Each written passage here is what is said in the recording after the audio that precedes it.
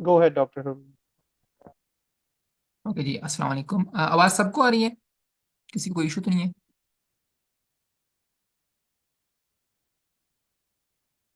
जी बेहतरीन है doctor. Okay आप जी। स्टार्ट करें। बिस्मिल्लाहिर्रहमानिर्रहीम। My name is doctor Syed Haroon. I am your mentor for FCPS part first dentistry from A prep experts.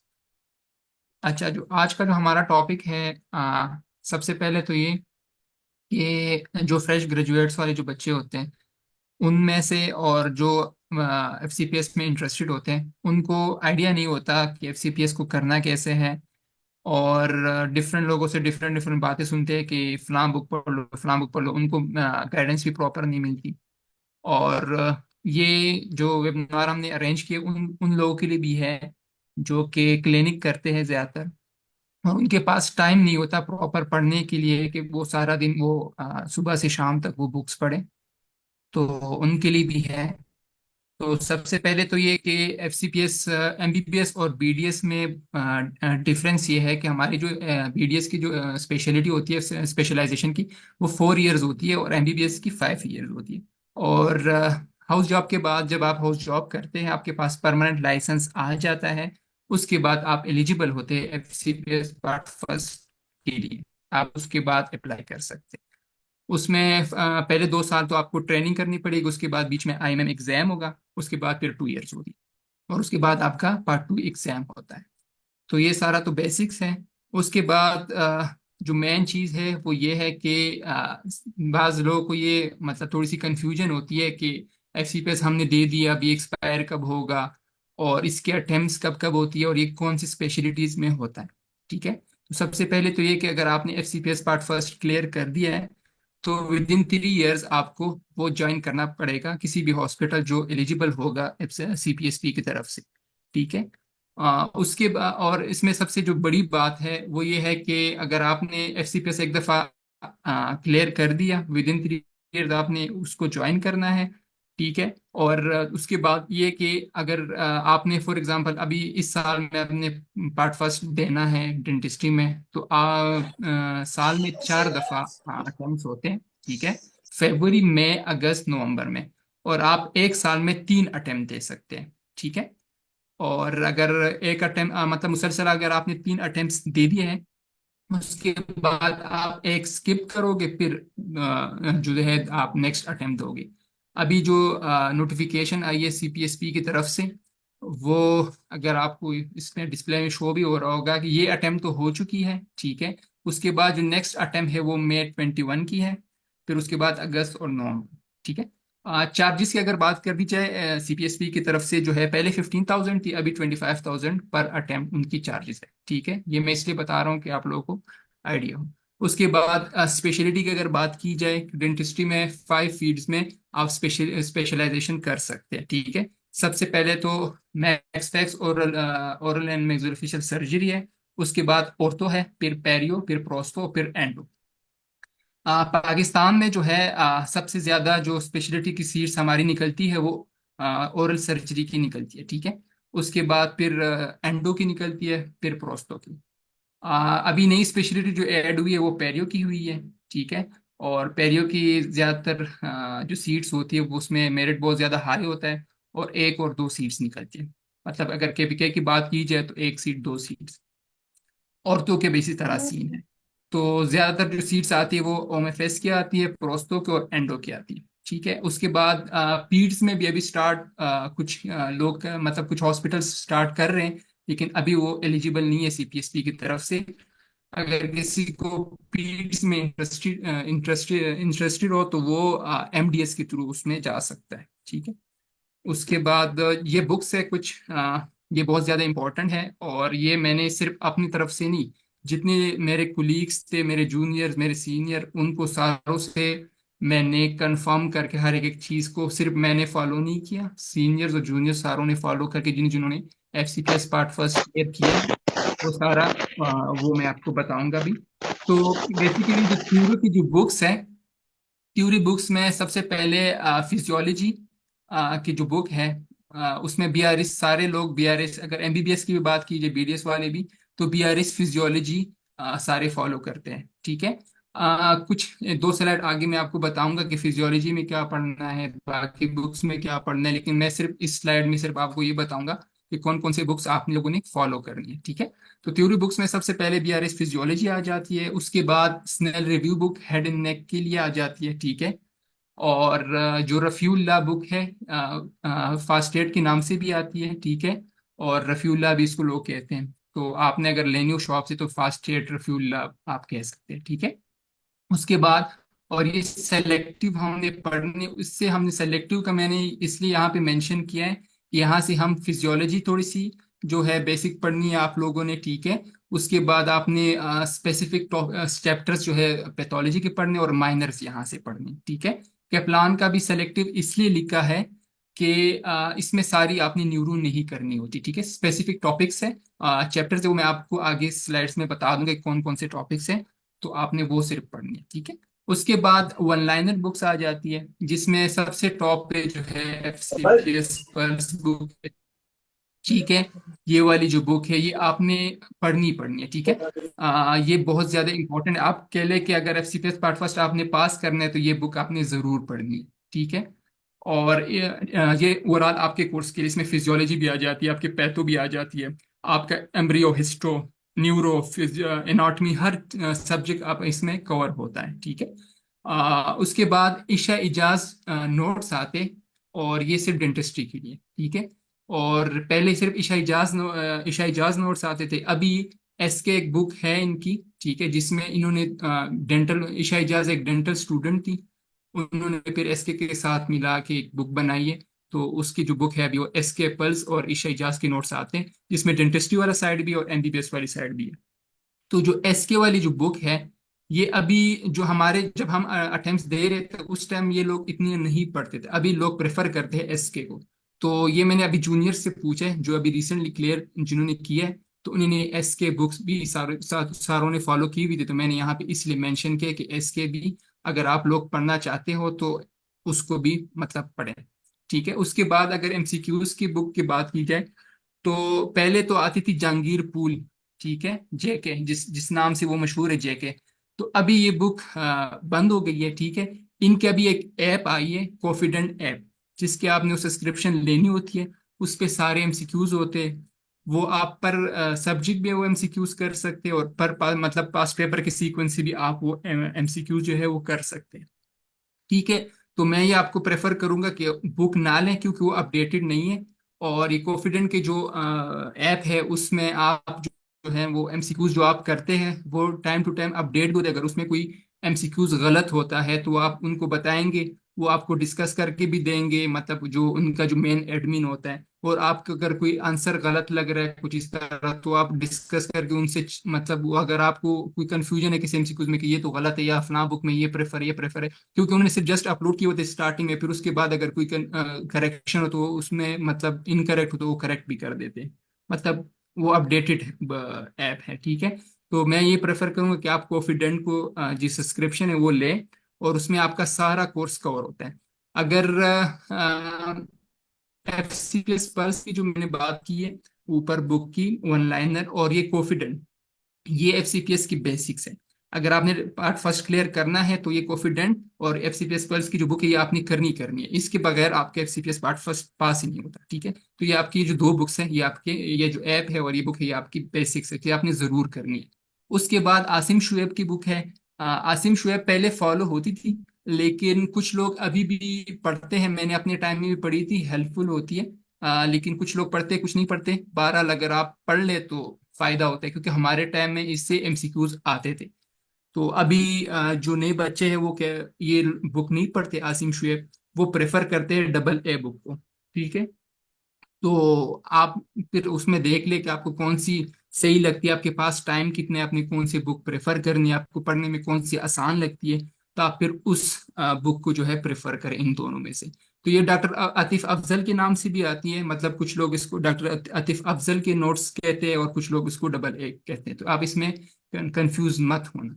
और F C P S pulse की जो book है जो वन लाइनर है उसको भी रफीउल्लाह नोट्स भी कहते हैं। ठीक है। तो इसमें आपने अपने आप को कंफ्यूज नहीं करना। उसके बाद नेक्स्ट स्लाइड में जो अभी इसमें यहाँ पे मैंने आपको बताया था कि आगे हम डिस्कस करेंगे कि कौन कौन से चैप्टर्स करने हैं, कौन कौन सा हमने करना है, सारा कुछ। तो इसमें यहाँ पे डिटेल में मैंने ये सारे वो दिए भी है। लेकिन यहाँ पे जो हमारा जो प्रेप एक्सपर्ट्स की तरफ से जो हमने वो एक कोर्स आपको शायद आप लोगों ने देखा भी होगा, एड आपके पास आई होगी। तो उसमें हम ये टॉपिक्स कवर करेंगे, ठीक है। और ये सब्जेक्ट्स कवर करेंगे। उसमें हमारा तरीका ये है कि अगर हम फॉर एग्जांपल एनाटॉमी का हमारा एक लेक्चर है, ठीक है, हेड एंड नेक की तरफ से, तो हम उसको इस तरह करेंगे कि हेड एंड नेक से फॉर एग्जांपल एक टॉपिक है, उसको हमने उठाया, तो हम उस टॉपिक को आप ऐसे नहीं पढ़ाएंगे कि बस जैसे आपको पढ़ा ली और बात खत्म। हम उस टॉपिक को पहले आपके साथ उसमें डिस्कशन करेंगे, ठीक है, आपको प्रॉपर उसकी कंसेप्ट क्लियर करके देंगे, आपको समझाएंगे। उसके बाद उस टॉपिक के एंड में जितनी एमसीक्यूज आपके पार्ट फर्स्ट में अभी तक वो एमसीक्यूज आ चुके हैं, उस एमसीक्यूज को हम आपके साथ डिस्कस करेंगे। फॉर एग्जांपल हमने फेशियल एक्सप्रेशन के मसल आपको पढ़ाए, ठीक है, उसमें कौन कौन सी मसल्स के ओरिजिन, मतलब फॉर एग्जांपल एफसीपीएस में उसके एमसीक्यूज हमने उठाए। उसमें सबसे पहले अगर हम देख ले कि एक मसल है, उसका नर्व सप्लाई कौन सा है, ठीक है, वो बार बार आता है, तो उसमें आपको ये मेंशन करके देंगे कि ये एमसीक्यूज या ये मसल, इसके रिलेटेड बहुत एमसीक्यूज होते हैं। तो अगर आपने ये टेबल पढ़ना है तो इसमें आप इसको रट लें, क्योंकि आपके एमसीक्यूज यहाँ से आएगा, ठीक है। उसके बाद अगर स्टर्निक्यूडियम की तरफ हम चले जाते तो वहां से उसकी ओरिजिन और रिसर्शन हमेशा आती है, ठीक है। अगर आप अपनी तरफ से एक चीज पढ़ोगे टॉपिक, तो आपको आइडिया नहीं होगा, ठीक है। तो हम हर एक टॉपिक के साथ आपको एमसीक्यूज भी बताएंगे कि एफसीपीएस में आपके ये एमसीक्यूज इस टॉपिक के रिलेटेड आते हैं, ठीक है। तो सबसे पहले अगर एनाटॉमी की बात की जाए, तो हम जो आपको लेक्चर्स करके देंगे, उसमें एनाटॉमी में आपको हम हेड एंड नेक पूरा पोर्शन करके देंगे। जनरल एम्ब्रोलॉजी में हम सेलेक्टिव करेंगे टॉपिक्स, क्योंकि हम जनरल एम्ब्रोलॉजी हमारी पूरी नहीं है। अगर आप सीपीएसपी की साइट पे जाए तो उनमें उन्होंने सिर्फ स्पेसिफिक टॉपिक्स दिए हुए कि अगर आपका पेपर बनेगा तो इन टॉपिक से बनेगा, सारी एम्ब्रियो आपने नहीं करनी। उसके बाद जनरल हिस्ट्री भी इसी तरह सेलेक्टिव है, ठीक है।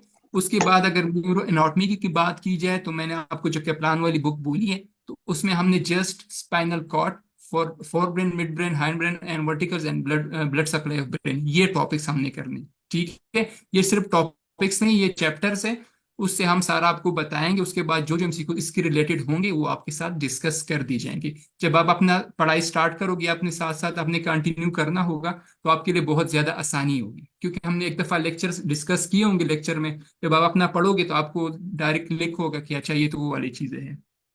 उसके बाद फिजियोलॉजी है। फिजियोलॉजी में हमने सेल फिजियोलॉजी आपको पढ़ानी है, CNS, CVS, GIT, respiratory, endocrinology and kidney, ठीक है। उसके बाद बायोकेमिस्ट्री हमने जो है फास्ट एड से फॉलो, मतलब आपको पढ़ाएंगे, ठीक है। क्या हम सारे जितने भी हमारे जूनियर सीनियर सारों ने बायोकेमिस्ट्री यहाँ से ही पढ़ी है, फास्ट एड से, ठीक है। तो हमने जो है अच्छा, एक और चीज मैंने ऐड करनी है यहाँ पे कि एनाटॉमी जो है, जनरल एम्ब्रोजेनिक हिस्ट्री भी हम फास्ट एड से ही पढ़ेंगे, ठीक है। और हेड एंड नेक जो है आपको मैंने बताया कि इसने रिव्यू की बुक है। और उसके बाद बायोकेमिस्ट्री की जो टॉपिक्स है, चैप्टर्स है, वो carbohydrate, protein, lipid, nucleic acid, ये हम फर्स्ट एड से आपको पढ़ाएंगे। और साथ में एमसीक्यूज भी डिस्कस करेंगे। उसके बाद फार्माकोलॉजी है, वो भी हम फर्स्ट एड से पढ़ाएंगे। कुछ बेसिक उनकी बुक्स है, उनसे भी मैंने वो जो है वो आपको मैं ऐड करके दूंगा कि जो उनके जो इंपॉर्टेंट क्लासिफिकेशंस है या उनके रिलेटेड जो जो एमसीक्यूज आते रहते हैं, वो सारा कुछ। तो उसमें सबसे पहले तो जो चैप्टर आएगा जनरल फार्माकोलॉजी है। उसके बाद एएनएस है, सीवीएस है, जीआईटी, रिस्पायरेटरी, एंड्रो और कीमोथेरेपेटिक एजेंट्स है, ठीक है। उसके बाद जो जनरल पैथो है, ये हम फास्ट एड से आपको पढ़ाएंगे, कुछ बीआरएस पैथोलॉजी से भी पढ़ाएंगे, ठीक है। और रफीउल्लाह के जो नोट्स है वहां से भी आपको सारे पॉइंट्स ऐड करके देंगे, और साथ में एमसीक्यूज भी हम आपको कराएंगे। तो उसमें जो चैप्टर्स है, वो ये जो चैप्टर्स मैंने लिखे हुए हैं ना यहाँ पे, ये हमने मतलब अगर आप वैसी ही पढ़ाई करना चाहते हैं एफसीपीएस पार्ट फर्स्ट के लिए, तो उसमें ये सारे चैप्टर्स है, ये आपने वैसी भी करने, ठीक है। ये इस तरह नहीं है कि हमने सारा वो उठा के आपको दिया, ये वो वाले चैप्टर्स है या ये वाले यूनिट्स है जो कि आपने करनी ही करनी, ठीक है। ये बहुत ज्यादा इंपॉर्टेंट है, और यहाँ से पूरा पेपर आपका कवर होता है। तो जनरल पैथो में अगर सबसे पहले जो हम चैप्टर करेंगे, वो है effects of injury on sale by physical chemical, जो एक यूनिट है आपका सबसे पहला वाला, वो करना है। उसके बाद इन्फ्लेमेशन आपका दूसरा चैप्टर है, तीसरा डिस्टरबेंस ऑफ हेमोडायनामिक मैकेनिज्म, उसके बाद immunology, neoplasia, genetic disorder, anaemia and microbiology. जो माइक्रोबायोलॉजी का जो पोर्शन है वो थोड़ा सा है, ठीक है। उसमें हमने सिर्फ क्लासिफिकेशन करनी है कि एरोबिक एनारोबिक कौन से है, कुछ वायरस है उसमें इंपॉर्टेंट, वो हम सारे करेंगे, ठीक है। तो ये सारा जनरल पैथो का उसमें कवर हो जाएगा। उसके बाद हमारा डेंटिस्ट्री की तरफ मतलब हम आ जाते हैं। डेंटिस्ट्री का ये है कि हम इसमें जो हमारे जो लेक्चर्स होंगे उसमें हमारा मेन इशे इजाज से बने होंगे, ठीक है। इशे इजाज को हमने यहाँ पे इसलिए फॉलो किया है कि हमारा जो जितने भी डेंटल के स्टूडेंट होते हैं वो डेंटिस्ट्री के लिए वही बुक प्रेफर करते हैं, मैंने खुद भी पढ़ी है, वो बहुत ज़्यादा हेल्पफुल है। तो हमने सारा कुछ वहाँ से बनाया, कुछ एमसीक्यू जो हमारे आते हैं उसमें वो भी ऐड किया हुआ है, और कुछ मैंने जो है मैकैब से भी चीज़ें उठाई हुई है, तो वो सारा मैंने वो बनाया हुआ है, ठीक है। तो उसमें सारी चीज़ें आपकी कवर होगी। तो उसमें जो चैप्टर्स आते हैं उसमें है इम्प्रेशन इम्प्रेशन मटेरियल्स है, इन्वेस्टमेंट मटेरियल्स है, डेंटल सीमेंट्स है, dental ceramic, gold, amalgam composite, metal alloy, wax है, मॉडल कास्ट, डाई। उसके बाद सिलेवरी ग्लैंड्स है, टीएमजे वाले है, cyst of jaw and tongue disorder. अच्छा, ये जो चैप्टर्स है ये मैंने वैसे ही नहीं लिखे हुए, ये मैंने सीपीएसपी की साइट से, अगर ग्रुप में मैं शेयर भी कर दूंगा, वहां से उनका कोर्स कंटेंट शेयर हुआ है कि आप लोगों ने अगर पार्ट फर्स्ट एफसीपीएस डेंटिस्ट्री का करना है तो उसमें आपको ये जो चैप्टर्स है, ये टॉपिक्स है, आपने ये वाली अपने कोर्स में कवर करनी है, ठीक है। तो ये मैं वैसी वो चैप्टर्स नहीं लगाए, जो जितने भी चैप्टर्स हैं वो वहां से मैंने की हुई है, ठीक है, कि उन्होंने जो जो प्रेफर किया है हमें, हमने वो उठाई हुई है। उसके बाद डेंटल फार्माकोलॉजी मैंने जस्ट सिर्फ इसलिए लिखी है कि उसमें स्पेसिफिक चीजें हैं, सिर्फ वो मैंने ऐड करनी है। और अभी मैंने यहाँ पे इसलिए मेंशन नहीं किया कि वो बहुत ज्यादा ड्रग्स है, तो ड्रग्स में यहाँ पे मेंशन नहीं करना चाह रहा था क्योंकि उनके स्पेसिफिक कुछ चैप्टर्स नहीं है। तो ये सारा आपका कोर्स है। और यहाँ से हमने, अगर आप कोई इंटरेस्टेड हो तो हम ये जो सारे जो सब्जेक्ट्स है और यहाँ जो जो आपको स्क्रीन पे आपको जो चैप्टर्स नजर आ रही है सारे हम कवर करेंगे। और इसके रिलेटेड जितने एमसीक्यूज आपके पार्ट फर्स्ट में आएंगे वो सारे जो आ चुके हैं अभी तक वो सारे हम आपको डिस्कस करके देंगे इंशाल्लाह। उसके बाद अच्छा, ये जो फ्रेश ग्रेजुएट्स है उनके लिए है, हमारे सबसे पहले तो दो पेपर्स होंगे, ठीक है, एफसीपीएस में। अगर आप स्टार्ट करेंगे तो दो पेपर्स होते हैं, पेपर वन और paper two. Paper one 100 MCQs का होता है, पेपर टू भी 100 एमसीक्यूज का होता है। पेपर वन में क्या क्या कौन कौन से सब्जेक्ट से एमसीक्यूज आते हैं, और पेपर टू में, पेपर वन में अगर आप स्टार्ट करोगे तो आपको जो एमसीक्यूज, मतलब मैं ये इसलिए बता रहा हूँ कि आप मतलब पेपर वन को आप अगर फॉर एग्जांपल सुबह, कुछ बच्चे होते हैं ना सुबह जाते हैं उनका पेपर है, तो वो पेपर वन के लिए जो फॉर एग्जांपल वो फार्मा पढ़ रहे हो, फार्मा पेपर टू में, तो ये सिर्फ उसके लिए है कि आपको आइडिया होना चाहिए कि पेपर वन में कौन सी सब्जेक्ट्स आएंगे, पेपर टू में कौन से सब्जेक्ट्स आएंगे, ठीक है। तो पेपर वन में अगर आपको 100 एमसीक्यूज आएंगे तो उनका जो मेन पोर्शन होगा वो आपका फिजियोलॉजी से होगा, ठीक है। मेन पोर्शन मतलब 30 to 40 एमसीक्यूज फिजियोलॉजी से हमारे आते हैं डेंटिस्ट्री में। उसके बाद कुछ न्यूरो से आएंगे, कुछ हिस्ट्रो, कुछ एम्ब्रियो, ये मिक्स करके देते हैं, उनका मतलब कुछ स्पेसिफिक नहीं है। 2 एमसीक्यूज पर सब्जेक्ट भी आ सकते हैं, तीन भी आ सकते हैं, पांच भी आ सकते हैं। तो उनका ये पैटर्न मतलब किसी को नहीं पता, लेकिन हमारा मेन पोर्शन फिजियोलॉजी से आता है, फिर उसके बाद एनाटॉमी से आता है। अब रिसेंटली जो हमारा जो अटेम्प्ट हुआ था फेब का, जो बच्चों का हुआ है, उनमें ज्यादातर जो एमसीक्यूज आए थे उनको वो न्यूरो से आए थे, ठीक है। तो उनका वो स्पेसिफिक नहीं है कि कौन से आएंगे, लेकिन नॉर्मली अगर अटेम्प्ट्स की बात की जाए तो ज्यादातर जो एमसीक्यूज आते हैं पेपर वन में वो फिजियोलॉजी की तरफ से आते हैं, ठीक है। उसके बाद सेकंड पे एनाटॉमी के आते हैं। उसके बाद फिर जनरल पैथो के आते हैं, और फार्मा के आते हैं, बायोकेम के आते हैं, जनरल हिस्ट्रो, जनरल एम्ब्रियो की, ठीक है। जो मेरा अपना अटेम्प्ट था जब वो मैंने दिया था तो हिस्ट्रो से कोई एमसीक्यूज नहीं था, ना एम्ब्रियो से कोई एमसीक्यूज था, और एनाटॉमी से सिर्फ 2 एमसीक्यूज थे। और उसमें ये था कि जनरल पैथो से ज्यादा थे और फिजियोलॉजी से थे। तो ये स्पिनाच है, लेकिन मैंने आपको वैसे बताने के वो किया कि आपको आइडिया होना चाहिए। पेपर टू में ओरल बायो से आते हैं, ओरल पैथो से, और dental material, community and preventive dentistry से, डेंटल फार्माकोलॉजी से, जनरल टॉपिक्स और पीडियाट्रिक के। अच्छा, यहाँ पे मैं सबसे पहले तो ये बात करूंगा कि जनरल टॉपिक्स मैंने यहाँ पे इसलिए मेंशन किए हैं कि जनरल टॉपिक्स का इस तरह नहीं है कि मतलब आपको इस तरह भी हमारे टाइम में जो एमसीक्यूज आए थे कि इस तरह के एक एमसीक्यूज हमारा आया था कि एक पेशेंट है, उनका ये कंप्लेन है, तो इसमें अगर आप एक्सरे करना चाहते हैं तो आप वो वाला एक्सरे आप इसमें अपने आंसर में करेक्ट करें जो सबसे सस्ता वाला एक्सरे हो। तो इस तरह ये अजीब से एमसीक्यूज आते हैं। तो वो भी इंशाल्लाह हम डिस्कस करेंगे, उसमें भी कोई परेशानी की बात नहीं है, लेकिन जनरल टॉपिक्स का मैं इसलिए बता रहा हूँ कि जनरल एमसीक्यू उनके इस तरह आते हैं, ठीक है। पीडियाट्रिक डेंटिस्ट्री से हमारे जो एमसीक्यूज आते हैं वो ज्यादातर शेडिंग और इरप्शन वाले एमसीक्यूज होते हैं, ठीक है। पल्पोटमी, पल्पेक्टमी और सारा जो वो है वो उससे ज्यादातर आते हैं, ठीक है। उसके बाद डेंटल फार्मा से आते हैं, एलए के रिलेटेड आते हैं बहुत ज्यादा, और उनकी कंटेंट और सारा कुछ वो हम इंशाल्लाह फिर बाद में डिस्कस करेंगे ग्रुप में। और कम्युनिटी सीएमसीक्यूज आते हैं। अच्छा, इसमें जो मेन बल्क जो आता है आपका, वो आता है आपका पेपर 2 में ओरल पैथो, डेंटल मटेरियल और डेंटल फार्मा।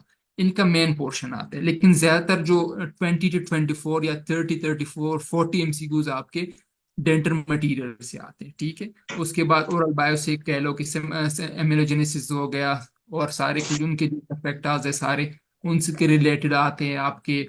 कम्युनिटी से भी आते हैं कि प्रेविलेंस क्या है, इंसिडेंस क्या है, इसके रिलेटेड आते हैं। उनके क्लासिफिकेशन इंडेक्सेस जो हमारे हैं कम्युनिटी में उसके रिलेटेड आते हैं।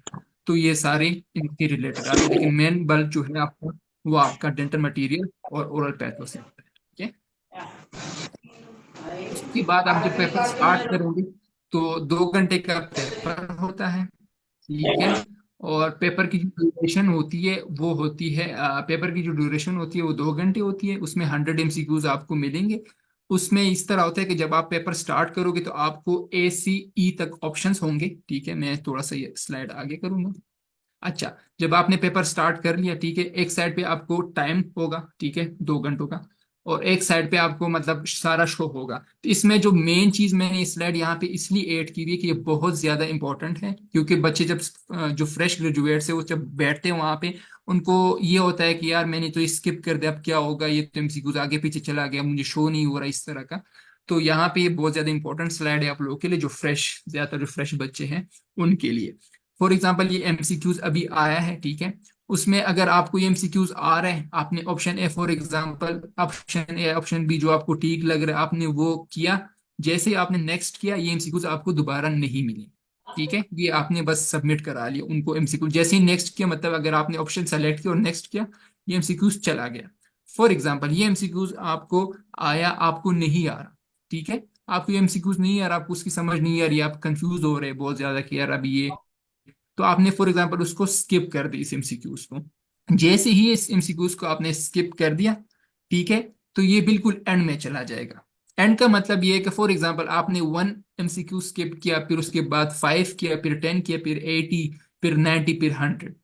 तो जैसे ही आपने इस तरह ये एमसीक्यू स्किप किए, आप जैसे ही 100 पे पहुंचोगे तो वहां पे आपको एक नोटिफिकेशन आ जाएगा कि यार अभी ये जो नोटिफिकेशन आपको आएगा उसमें ये आपको सिर्फ ये लिखा होगा कि जो स्किप एमसीक्यूज आपने किए थे वो एमसीक्यूज अभी आ गए, लेकिन ये जो एमसीक्यूज आपने स्किप किए थे ये दोबारा स्किप नहीं होंगे, ठीक है। एक बात ये होगी, जैसे ही आपने अब स्टार्ट किया तो जैसे सीक्वेंस से आपने उन एमसीक्यूज को स्किप किया होगा, फॉर एग्जांपल आपने 1 किया, 5, 80, 90 और 100 वाला, तो जब जैसे ही स्किप वाले एमसीक्यूज आएंगे, पहले 1 आएगा, फिर 5 आएगा, फिर 80, फिर 90, फिर 100 वाला। तो ये सारा सीक्वेंस है, ठीक है। तो इसमें आपने अपने आप को कंफ्यूज नहीं करना, ये सारा तरीका होता है।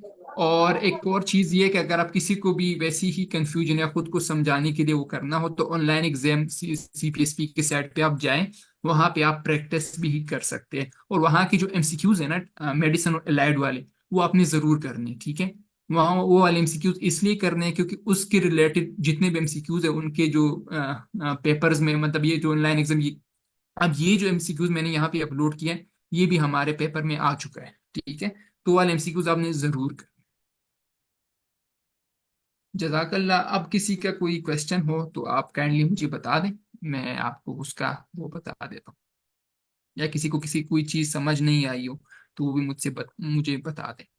जिसको भी कोई क्वेश्चन पूछना हो डॉक्टर हरून से, वो चैट में भी लिख के भेज सकते हैं क्वेश्चन जी को, या वो वर्बली भी पूछ सकते हैं।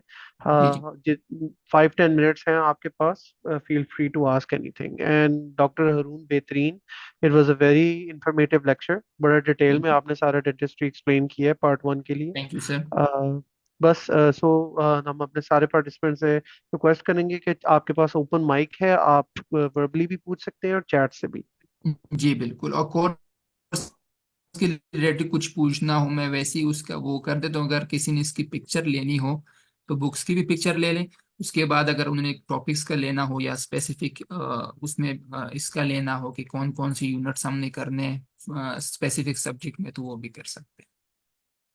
जो है क्या, डॉक्टर सिमरा ने पूछा है आपसे डॉक्टर हारून के, how many months would you ये recommend to study for the exam? अच्छा, इसमें दो बातें आती हैं। डिपेंड करता है कि आपकी रूटीन क्या है। ठीक है, अगर फॉर एग्जांपल आप घर में वैसे ही बैठिए कि आपके पास कुछ नहीं है करने को, ठीक है, और आप कोई क्लिनिक नहीं कुछ, क्योंकि ज्यादातर बच्चे एफसीपीएस जो देते हैं वो ज्यादातर घर बैठे होते हैं और वो कोई प्रैक्टिस कोई जॉब नहीं करते। वो उनका मेन गोल यही होता है कि मैंने जस्ट जो है एफसीपीएस क्लियर करना और ट्रेनिंग स्टार्ट करनी है। ठीक है, तो वो जो बच्चे होते हैं उनको मैं प्रेफर करूंगा कि आप आपके लिए 4 मंथ्स जो है या 3 to 4 मंथ्स एनफ है। ठीक है। मेरे जितने कुछ कुलीग्स हैं उन्होंने 1 मंथ में भी पढ़ा है, कुछ ने 2 मंथ्स में भी क्लियर किया है, लेकिन रिकमेंडेड ये है कि आप कम से कम 3 to 4 मंथ्स आप दें। ठीक है। और जो बच्चे जो क्लिनिक करते हैं उनके लिए भी 3 to 4 मंथ्स है, लेकिन डिपेंड करता है आपके रूटीन्स पे। ठीक है, अगर आप सुबह से शाम पढ़ रहे हैं, आपके बेसिक कंसेप्ट क्लियर है, आपकी फिजियोलॉजी थोड़ी बहुत ठीक है, आपके एनाटॉमी, अब कुछ ऐसे बच्चे भी होते हैं कि जिन्होंने सिर्फ पास पेपर से पास किया होता है और वो एकदम एफसीपीएस पार्ट फर्स्ट में आ जाते हैं, तो उनके लिए बहुत मुश्किलात होती है। ठीक है, क्योंकि उनके कंसेप्ट क्लियर नहीं होते। वहाँ जो एमसीक्यूज आप करते हैं वो बहुत ज्यादा कंसेप्चुअल आते हैं, फिर वो थोड़ा सा मसला होता है। ठीक है, तो हर कोई अगर अपने आप को देखे तो उसमें कर सकते हैं। अब मैं अगर अपने आप की बात करूँ तो मैंने 2.5 से 3 महीनों में किया था सारा कोर्स, और हो जाता है अगर आप सुबह से शाम वाला वो करें जिस तरह आप प्रेप्स में पढ़ते हैं, तो उसमें 2 to 3 मंथ्स में हो जाता है। इजी की इस तरह बात नहीं है कि मतलब अगर आप अपने आप को वैसे ही देख लें, अगर आपने 4 साल बीडीएस किया, ठीक है, उसके बाद अगर पार्ट फर्स्ट की बात की, पार्ट फर्स्ट मुश्किल नहीं है, लेकिन उसमें मेन जो चीज है वो आपने हर एक पोर्शन को पढ़ना है। जिस तरह अगर इस स्लाइड में आप देखें तो आपने फिजियो भी पढ़नी है, एनाटॉमी भी पढ़नी है, फिर एमबीबीएस की कुछ जो चीजें हैं वो भी आपने पढ़नी है। ठीक है, अपनी फील्ड की भी चीजें पढ़नी है। तो वो थोड़ा सा अगर आप उसको सारों को आपके अगर एक आपने एक चार्ट बनाया हो कि मैंने ये चीजें करनी, यहाँ यहाँ बुक से फला फला चीज करनी है, तो फिर वो हो जाता है। ठीक है। इसमें कोई शक नहीं है कि एफसीपीएस मुश्किल है, लेकिन इतना भी नहीं है। आप अक्सर होता है ना कि हम जब फर्स्ट ईयर में जाते थे बीडीएस में, तो हर कोई कहता था कि फला सब्जेक्ट बहुत मुश्किल है, एनाटॉमी बहुत मुश्किल है, कोई कहता था फिजियो बहुत मुश्किल है। तो वो उन बच्चों के लिए मुश्किल होता है जो नहीं पढ़ते। ठीक है, अगर मतलब आपको खुद पता है कि जो आप आए लोगों ने कहा कि फलां सब्जेक्ट ये हो गया, एम्ब्रो बहुत मुश्किल है, हिस्ट्रो बहुत मुश्किल, जब आपने पेपर दे दिया पास हो गया, आपको पता ही नहीं चला कि यार क्या मुश्किल था, कुछ भी नहीं था। तो ये लोगों की बातों पे ना जाए। आप उन लोगों के उनको फॉलो करें जिन्होंने क्लियर किया हो, आप उन लोगों को फॉलो ना करें जिन्होंने नहीं क्लियर किया। ठीक है। Doctor Haroon, Hafsa is asking के is part one easy for fresh graduates? जी जी, और उनको मैंने बता दिया है कि कोई मुश्किल नहीं है। आप मतलब जो लोग ये नहीं है कि बहुत ज्यादा आसान है, मुश्किल है, लेकिन अगर आप प्रॉपर कोर्स कंटेंट को फॉलो करें तो मुश्किल नहीं है। ठीक। बिल्कुल। अच्छा, एक जैनब ने पूछा है कि डॉक्टर जैनब ने कि ड्यूरिंग हाउस जॉब एग्जाम दे सकते हैं? नहीं, आप हाउस जॉब के बाद जब आपके पास परमानेंट लाइसेंस आ जाएगा उसके बाद आप इसको जो है कर सकते हैं। ठीक है, इस तरह नहीं है कि ड्यूरिंग हाउस जॉब आप नहीं कर सकते। अच्छा प्लीज। ये हफ्सा ने पूछा है, is it possible to clear exam from just past papers? आ, वो रिस्की है। मतलब अगर आप ये कोई कुछ लोग होते हैं ना कि वो सिर्फ वो वाली बात है कि रिस्क ले सकते हैं, मतलब अगर उनको ये टेंशन नहीं है कि मैंने कितने अटेम्प्ट्स में पास किया या कुछ इस तरह, तो कर सकते कुछ। मतलब मेरे खुद अपने कोई दोस्त हैं, उन्होंने जस्ट वही बात है कि कॉन्फिडेंट और एफसीपीएस पर्ल्स की बुक वाली और पॉइंट्स पढ़े और उन्हें क्लियर कर दिया। ये नहीं है कि आप सारा वो पढ़ के वो कर सकते, ऐसे भी कर सकते, लेकिन वो थोड़ा सा रिस्की होता है ना कि आप अगर उनसे पास पेपर से आ गए तो ठीक है, अगर पेपर थोड़ा सा भी कंसेप्चुअल आ गया और पास पेपर से ना आया और वो सारी कंसेप्ट वाली चीजें वो आ गई, तो वो फिर मतलब वही है कि मतलब नहीं क्लियर होगा। मैं डॉक्टर हूँ, अगर आपकी परमिशन हो तो एक चीज़ यहाँ ऐड करना चाहूँगा कि जी जी जी अब सीपीएसपी ने फी जो है वो 25,000 कर दी है। It was once 15,000। तो मेरा जी जी ख्याल है कि अगर आप 25,000 रुपया फी एक एग्जाम के लिए पे कर रहे हैं, ठीक है, तो फिर उसमें रिस्क नहीं होना चाहिए। फिर आप ये मत करें कि मैं पास पेपर सिर्फ करूंगा या मैं 1 मंथ प्रिपरेशन करूंगा। आपको एक अच्छी अटेम्प्ट करना की प्रिपरेशन करनी चाहिए। 25,000 के लिए फिर उस वो मजाक नहीं है। फेल हो के आपके बिल्कुल 25,000 चले जाएंगे, लेकिन आप 25,000 में बेशक 3 महीने लगाएं, 4 महीने लगाएं, कोई कोर्स कर लें, कोई और चीज कर लें, एक्स्ट्रा लग जाए, एक दफा पास हो जाए और आपको फिर 25,000 कभी भरना ना पड़े। That should be your goal. आप जी होपफुली आप जी भी करेंगे जी जी डॉक्टर। जी। अच्छा, डॉक्टर तलहा ये पूछ रहे हैं कि टाइमिंग क्या होगी जूम मीटिंग की। अभी तो इस तरह हमने डिसाइड नहीं किया, ठीक है। वो जो सारा वो एक बैच बनेगा हमारा, उसमें फिर जो बच्चे होंगे जिनको जो जो टाइमिंग आसान लगे, उस हिसाब से फिर उनको हम बताएंगे कि मतलब जो कैंडिडेट्स हमारे पास होंगे वो जिस टाइम में, अभी जैसे रमजान आ रहे हैं तो उसमें कुछ बच्चे किसी टाइम कौन क्या करा कौन क्या, तो उसमें हम वो टाइम सेलेक्ट करेंगे जिसमें सारे बच्चे फ्री हो और जो सारों के लिए आसानी हो। तो वो अभी उस तरह नहीं है टाइम हमारा, हम मतलब हमने डिसाइड नहीं किया। जो लोग पूछ रहे हैं कि पुरानी पिक्चर्स और स्लाइड्स मिल जाए, इंशाल्लाह we will be uploading this entire जी webinar to our Facebook page. आपको इन कंप्लीट ये पूरा मिल जाएगा, डोंट वरी अबाउट जी। एक यूजर है आईफोन का नाम से है। अच्छा, ये कह रहे कि एग्जैक्ट सिलेबस डिटेल कहाँ से मिलेगी। इस तरह है कि आप अगर ग्रुप में ऐड हो तो आप या मुझे पर्सनली भी मैसेज कर सकते हैं, वो मैं कंटेंट की भी आपको स्पेसिफिक जो बुक्स है उसकी कंटेंट की आपको मैं मैसेज वो पिक्चर भेज दूंगा। पिक्चर जितनी भी मैं ग्रुप में भी शेयर कर लूँ, कोई इशू नहीं है। उसमें सारे जो अपने स्पेसिफिक जो टॉपिक्स है वो करने, और सीपीएसपी की तरफ से एक जो शेड्यूल है वो भी मैं आपको शेयर कर दूं कि आपने कौन कौन से टॉपिक्स कौन कौन से बुक से करने हैं, तो मैं शेयर कर दूं, कोई इशू नहीं है उसमें।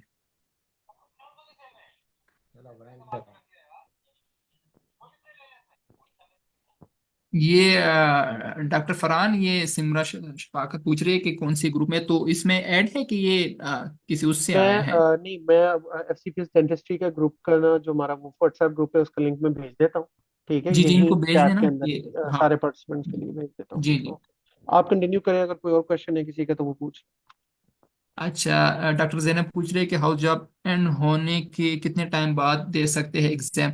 अच्छा डॉक्टर जैनब, जैसे ही आपका हाउस जॉब कंप्लीट हो जाए, ठीक है, आपने परमानेंट लाइसेंस के लिए अप्लाई कर दिया है, जैसे परमानेंट लाइसेंस आपका आ जाता है, अभी तो ये है कि उन्होंने ऑनलाइन सारा सिस्टम कर दिया तो विद इन 1 वीक भी आ सकते हैं, ठीक है। तो आप इस तरह करें। इसमें एक ट्रिक ये है कि कुछ बच्चों को मतलब ये होता है कि अब मैं वेट नहीं कर रहा, मैंने अपनी पढ़ाई जो है हाउस जॉब में आधी कर ली है, तो या मैंने हाउस जॉब के टाइम में सारी पढ़ाई कर दी, तो अब मैंने जो अटेम्प्ट आ रहा है मैं उसको जरूर अटेम्प्ट करूंगा। तो उसमें ये है कि फॉर एग्जाम्पल अभी जिस तरह मे का अटेम्प्ट आ रहा है, आपका हाउस जॉब अभी फेब में खत्म हो गया, ठीक है, आपने परमानेंट लाइसेंस के लिए अप्लाई कर दी है, ठीक है। आप जो है सीपीएसपी में जो है आपका जो अप्लाई वाला सारा कुछ आप कर लें, ठीक है। उसमें फिर आपने जो फर्स्ट स्टेप में सारा कुछ ऐड करना होगा, उसके बाद आपने डॉक्यूमेंट्स अपलोड करने होंगे। अगर आप कुछ अरसे तक अगर अपना लाइसेंस अपलोड ना भी करें तो उसमें कोई इशू नहीं है, ठीक है। आप अपना अप्लाई करें और जैसे ही आपका लाइसेंस आ जाए तो आप फिर वो परमानेंट लाइसेंस वहां पे अपलोड कर दें, तो उसमें कोई इस तरह का इशू नहीं है।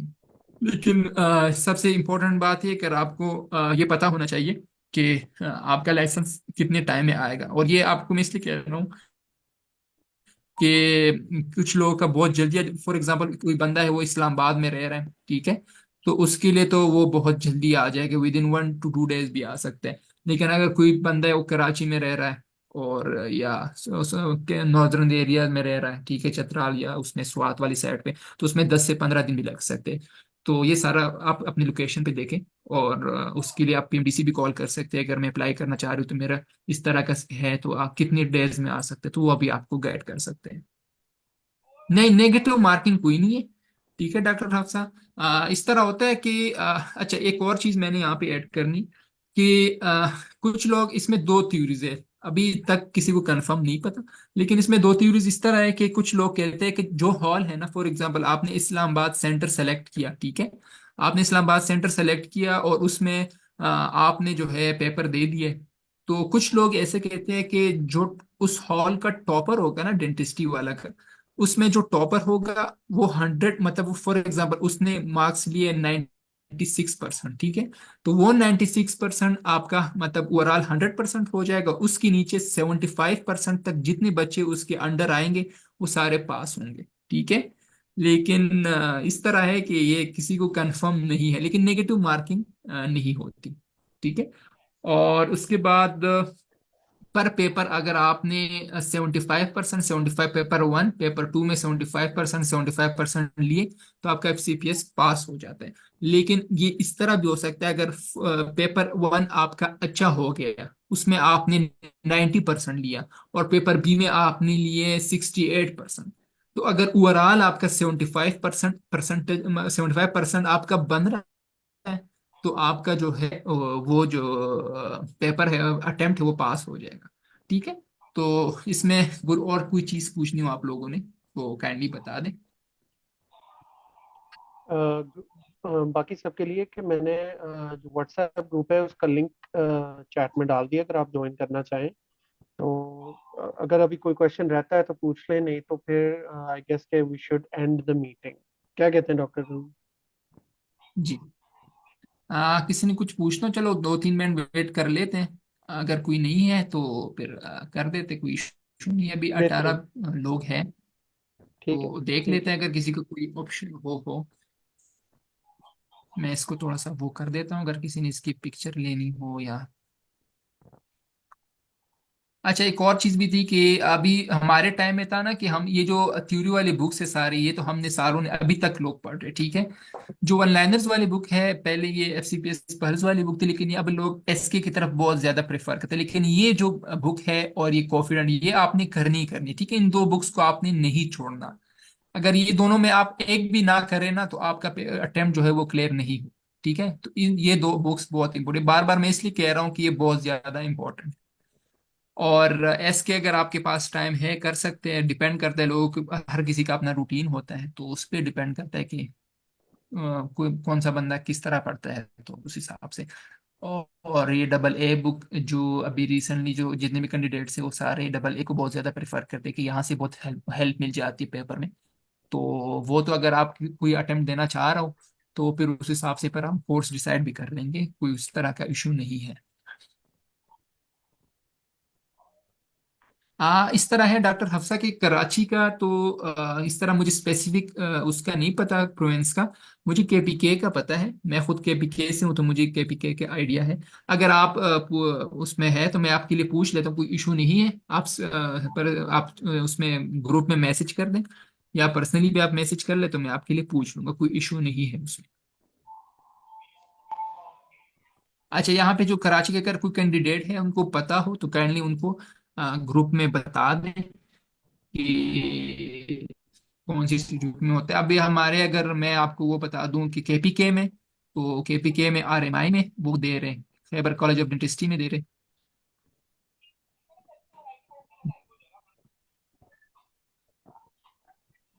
SK और AA में से कोई एक कर सकते। अच्छा, AA का इस तरह है कि SK आपका जो है मेन, जो आपका वो कवर करता है, वो आपका करता है डेंटिस्ट्री। अगर आप वहां से सिर्फ डेंटिस्ट्री वाला साइड पढ़े, जहाँ जो मैंने आपको ईशा इजाज वाले नोट्स का बताया, तो उसमें ईशान इजाज के जो नोट्स हैं, आप स्पेसिफिक वो कर लें तो वो भी ठीक है, ठीक है। आप अगर पूरी इसकी नहीं पढ़ते तो कोई इशू नहीं है, ठीक है। हम जो मैंने अपने अटेम्प्ट दी थी, जो हमारे टाइम में जो चलता था, वो सिर्फ ईशा इजाज नोट्स थे, तो उसमें सिर्फ डेंटिस्ट्री का हम पोर्शन कर लेते थे, ठीक है, और बाकी हम नहीं करते। तो वो कुछ इस तरह वो नहीं है, ठीक है। अगर आप यहाँ से सिर्फ ईशा इजाज नोट्स कर ले डेंटिस्ट्री वाला साइड, और बाकी AA पढ़ ले, तो ठीक है।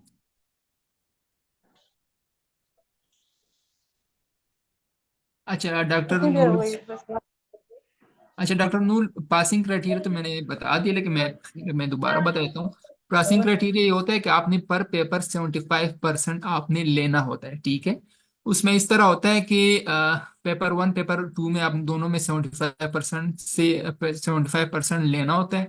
अगर फॉर एग्जांपल आपका पेपर वन जो है वो बहुत ज़्यादा अच्छा हो गया, और पेपर वन में आपके परसेंटेज जो है आपका वो 80+ या 89 है, 90% है, ठीक है, और पेपर बी जो आपका है वो 68% है, तो ओवरऑल अगर आपका दोनों पेपर का 75% बन रहा हो तो आपका अटेम्प्ट जो है वो पास है। 75 से अगर कम होता है तो वो फिर जो है आपका जो अटेम्प्ट है वो नहीं होगा, मतलब वो फेल काउंट होगा।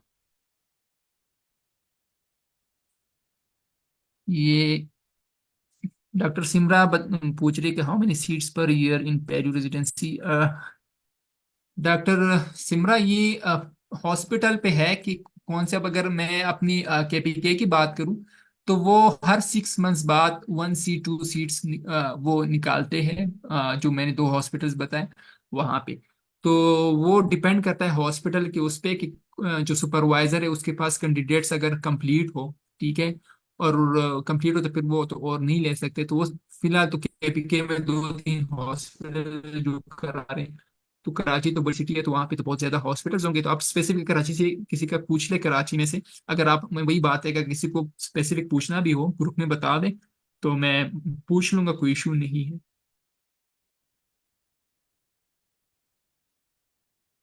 अच्छा, FC+ पार्ट फर्स्ट, ठीक है, ये मैं उनके लिए डॉक्टर हफ्सा के लिए मैं यहाँ पे मेंशन कर दूं। ये आपके एलिजिबल होता है 3 इयर्स के लिए, ठीक है।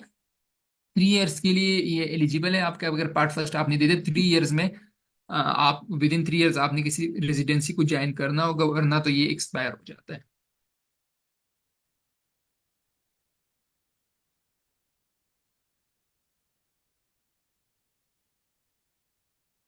डॉक्टर सिद्रा इस तरह तो नहीं कह सकते कि वो, हाँ ये है कि उनका कुछ पता नहीं चलता कि किस तरह का उनका पेपर आता है और क्या सीन होता है, क्योंकि हमारे टाइम पे मैं वही बता रहा था कि फलां सब्जेक्ट से इस तरह हमारा है। अभी जो पिछला हमारा जो बैच था, उनका जितने भी जूनियर्स थे उनका जो पेपर आया था, पेपर वन, वो ज्यादातर न्यूरो एनाटॉमी से आया था। 20 to 30 MCQs तकरीबन उनके न्यूरो एनाटॉमी से थे। वैसे नॉर्मली अटेम्प्ट्स में सिर्फ 2 MCQs वहां से आते हैं, तो थोड़ा सा ये है। लेकिन आपने बस वही है कि अगर मैंने आपको जो ये बुक्स बताई है ना, कि अगर ये थ्योरीज आप फॉलो कर लें, ठीक है, फिर ये बुक्स, उसमें अगर सिर्फ आप ये कर ले, सिर्फ डेंटल साइड कर ले, फिर भी ठीक है, ये कॉन्फिडेंस सारी कर ले, और सिर्फ करनी नहीं है पर आपने ऐसी करनी है कि आपको वो याद हो, ठीक है, पेपर के लिए आप प्रॉपर प्रिपेयर हो, तो फिर इतना इशू नहीं होगा इंशाल्लाह। 4 अटेम्प्ट्स होती है, ठीक है डॉक्टर हफ्सा, 4 अटेम्प्ट्स होती है, और आप जो है पर ईयर सिर्फ 3 अटेम्प्ट्स आप दे सकते हैं। फॉर एग्जांपल आपने इस ईयर में फेब का दिया, मई का दिया, अगस्त का दिया, तो फिर आप जो है नवंबर का नहीं देंगे, ठीक है, आप उसके लिए एलिजिबल नहीं होंगे। आप एक अटेम्प्ट स्किप करोगे, फिर उसके नेक्स्ट आप जो है अटेम्प्ट दोगे। डॉक्टर तैमूर बुक्स का ये है कि ये मैंने डिस्प्ले पे आपको वो स्क्रीन पे किया हुआ है, आप इसकी भी एक वो पिक्चर ले लें, ठीक है, और उसके बाद जो कंटेंट्स हैं उनके आपको इसकी भी एक पिक्चर ले लें, तो ये सारा आपका है। पहले इसके आप थोड़ा सा। बाकी टेंशन लेने की जरूरत नहीं है। ये पूरा जी इंशाल्लाह जो पूरा रिकॉर्डेड सेशन है वो हमारी फेसबुक पेज पे मिल जाएगा इंशाल्लाह, जी कंप्लीट जी स्टार्ट टू फिनिश। जी जी डॉक्टर हारून, आई थिंक कि फिर हम इसको एंड करते हैं। इट्स बिन अ जी वेरी फ्रूटफुल सेशन माशाल्लाह, जी and thank you for everyone for participating, and thanking so much to our mentor, our chief mentor, Dr. Haroon. जी, थैंक यू। अच्छा।